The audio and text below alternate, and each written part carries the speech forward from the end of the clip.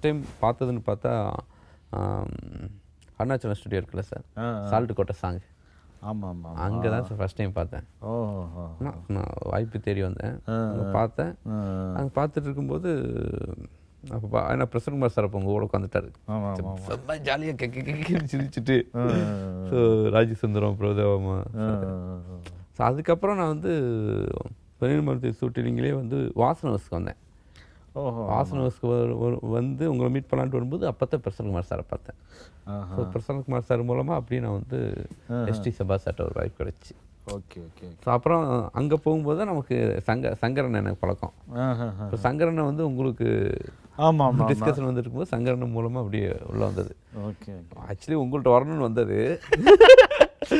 பிரசன்குமார் சார்கிட்ட போனீங்கன்னா நானும் வந்து கேஆர் சார் படம் பண்ணியிருந்தேன். அப்போ அவர்கிட்ட சேர்த்துக்காக போய் பிரசன்னா சாரை பார்த்தேன்.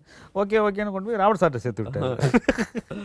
ஸோ அந்த மாதிரி நம்ம இங்கே ஒன்று பண்ணோம்னா அங்கே வரும், சுற்றி அங்கே தான் வரும். அது ஆச்சரியம், அதான் யோசிப்பேன். ஆக்சுவலி அங்கே ஆரம்பிச்சு பிரசன்குமார் சார்ட்ட போயிட்டு சபா சார்ட்ட போயிட்டு சங்கரன்ட்டு வந்துட்டு ரெண்டாவது டே உங்கள்கிட்ட வந்துட்டு மறுபடியும் ப்ராஜெக்ட்.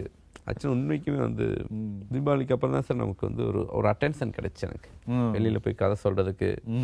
ஒரு நான் அங்கிட்டு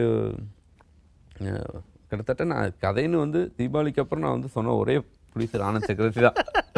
ஸ்கிரிப்ட் ரெடி பண்ணிட்டு அதான் அடுத்த படம் கதை பண்ணிட்டு இருக்கும்போது ஒரு வாரம் வந்துடுறேன் சார், ஒரு மாதம் கதை பார்த்துக்கிட்டு வரேன் அப்படின்னு. ஆனால் ஒரு விஷயம், நீங்கள் என் கூட உட்காந்து பேசிகிட்டு இருக்கும்போது நிறைய கபடியை பற்றி தான் பேசுவீங்க.